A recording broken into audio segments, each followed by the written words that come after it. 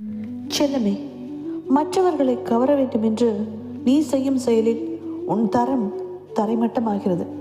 இனி மற்றவர்களை கவர்வதை விட்டுவிட்டு உனக்கு என்ன வேண்டுமோ, உனக்கு என்ன நன்மையோ அந்த செயலை மட்டும் செயலாக்கு. 1000 கவலைகள் இருந்தாலும் நிதானமாக யோசித்துப்பார். எவ்வழியும் நல்வழிதான். பதட்டப்படாதே. கடினமான மலையின் மேல் ஏறினால்தான் அழகான காட்சிகளை ரசிக்க முடியும். அதுபோல் கஷ்டங்களை தாண்டி வந்தால்தான் வாழ்க்கையின் பயனையும் அனுபவிக்க முடியும். மற்றவர்களின் இயல்பான சுபாவங்களை ஏற்றுக்கொள்ளுங்கள். மன இறுக்கத்தை குறைத்து கொள்ளலாம். அமைதியாக இரு.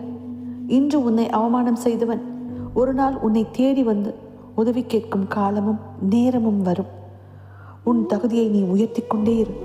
உன்னை விட்டு எவர் விலகினாலும் அது அவர்களுக்கே இழப்பாகவும் பலவீனமாகவும் இருக்கட்டும். உன்னை புண்படுத்துவது எது என்பது உனக்கு தெரிந்தால் மற்றவர்களை புண்படுத்துவது எது என்பது உனக்கு தெரியும்.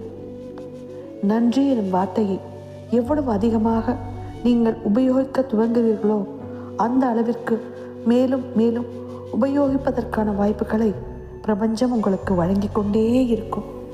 நம்ப, நல்லதே நடக்கும்.